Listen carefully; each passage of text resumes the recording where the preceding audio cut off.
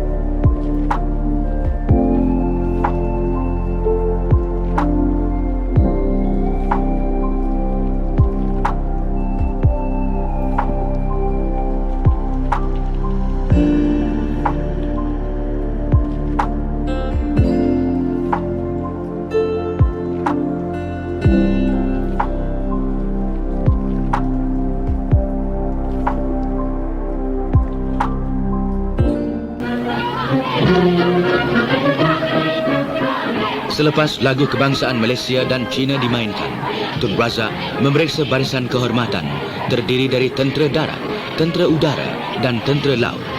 5,000 orang rakyat China berada di lapangan terbang untuk menyambut Tun Razak. Kumpulan-kumpulan penyambut terdiri dari kanak-kanak dan orang-orang dewasa mewakili sekolah-sekolah, perkampungan, kilang-kilang dan semua lapisan masyarakat China. Mereka memberi sambutan meriah sambil mengucapkan, "Selamat datang, selamat datang, selamat datang tetamu kehormat dari Malaysia, Tun Abdul Razak."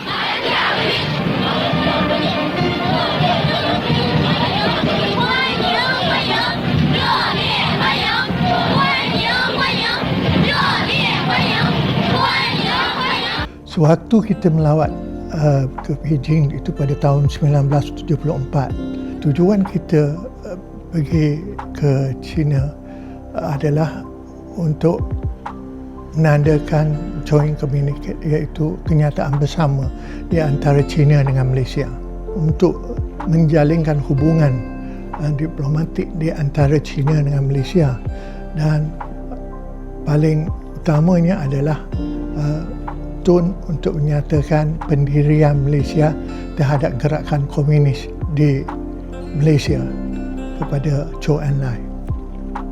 Tugas saya adalah menjadi penterjemah kepada arwah Tun.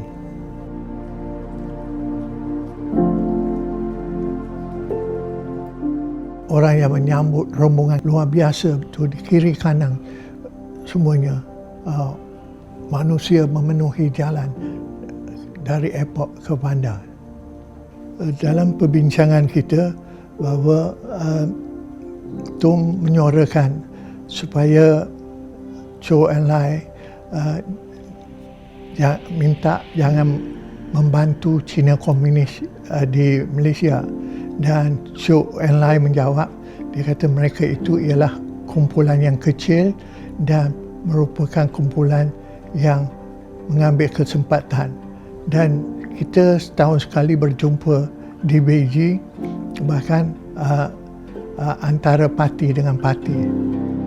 Tun Razak dan rombongan tiba untuk menghadiri jamuan negara sempena lawatan itu. Jamuan diberikan oleh Perdana Menteri China Tuan Zhou Enlai. Pertemuan pertama kedua-dua Perdana Menteri itu sungguh mesra. Tuan Zhou jarang keluar di khalayak ramai kerana kurang sihat, Tetapi kali ini, beliau sendiri menjadi tuan rumah menyerikan majlis. Isteri pengerusi Mao Zedong, Puan Chiang Ching, yang turut menyambut, sempat berbual dengan Tun Razak.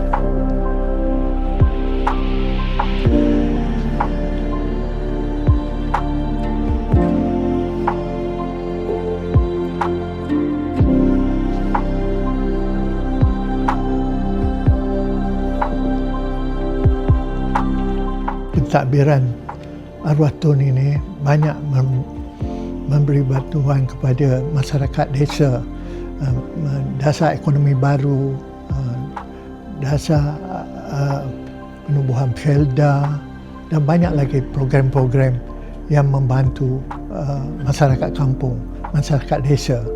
Jadi kita lihat satu persatu itu memang banyak untuk diperkatakan bahawa sumbangan Tun sangatlah besar maknanya kepada masyarakat kampung. Keunggulan Tun Razak sebagai penganjur dan pemimpin ternyata dalam cara-cara pembangunan yang dijalankan menerusi rancangan buku merahnya. Beliau menggubal satu teknik pelaksanaan yang menghapuskan sistem burokrasi untuk mendapatkan hasil yang segera. Satu-satunya pembaruan yang dibuat oleh Tun Abdul Razak ialah Bilik Gerakan Negara, di mana beliau mengarahkan dan mengesan kemajuan projek-projek pembangunan.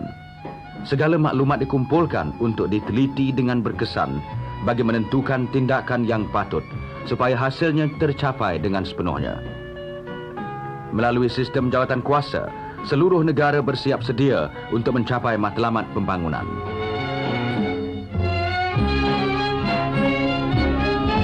Buku merah itu memberi kemajuan seperti keselamatan, kemajuan, pembangunan sekolah, klinik, jalan raya, air, lampu dan sebagainya di kawasan-kawasan luar bandar. Dulu tidak ada sebab kampung-kampung ini tidak penting kepada orang British.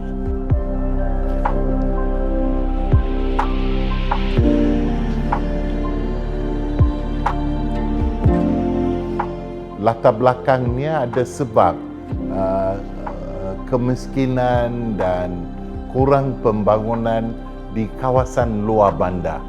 Sebab waktu British itu mereka memberi kepentingan kepada ekonomi mereka seperti biji timah, getah untuk jualan di antarabangsa pada waktu itu. Bukan kepada pembangunan keramaian orang Melayu dan juga lepas itu Bumiputera Sabah Sarawak adalah di kawasan kampungan, kawasan pendalaman. So mesti ada satu rancangan yang tetap, yang baik, yang sistematik untuk menggariskan apa perjalanan untuk pembangunan. Sebab dari merdeka sampai Mei 13, walaupun Malaysia membangun, tetapi ramai golongan Melayu tidak puas hati dengan cara pembangunan dan ekonomi. So mereka minta kerajaan persekutuan memain satu peranan yang lebih kuat kepada pembangunan luar bandar.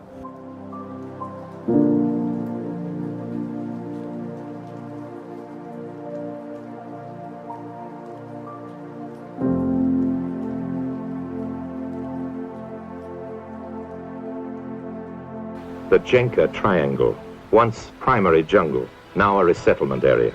Projected population 100,000. Planned output 128,000 tons of palm oil and 28,000 tons of rubber a year.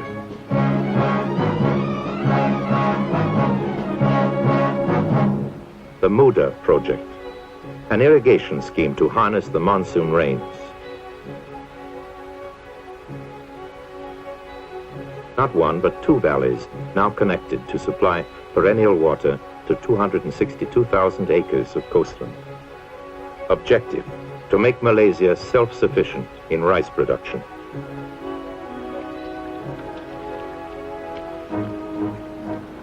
New methods better the old. New strains of rice yield 2 crops a year. Buku hijau sebab waktu itu kos makanan dan adakah makanan itu kita beli dari luar dan sebagainya. So buah-buahan, sayuran amat penting untuk tempat-tempat di kawasan bandar dan luar bandar. Makanan yang berlazat, nutritional dan sebagainya.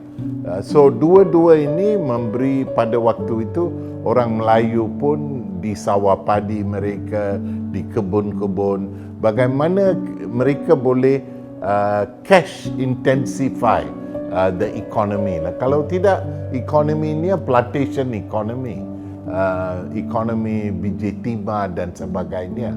So kampung itu tidak ada hasil.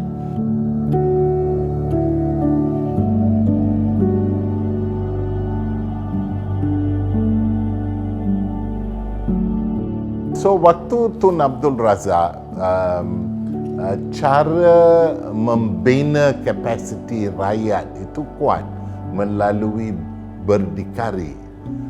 So mereka menggunakan koperasi, mereka menggunakan gotong royong supaya rakyat mengambil berat tentang isu-isu. Sekarang keramaian orang politik membuang wang kepada rakyat ataupun rakyat hendak wang dan sebagainya. So lebih baik kita turun kepada sistem pentadbiran dan cara yang lebih sistematik.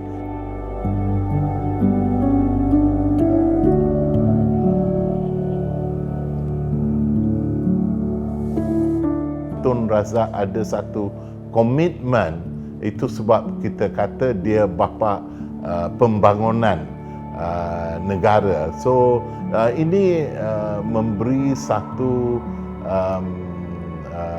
example dan cara kepimpinan yang baik, dan harus pegawai-pegawai kerajaan, orang politik belajar dari konsep kepimpinan orang lama di negara, sebab mereka merasakan untuk rakyat, bukan buang-buang.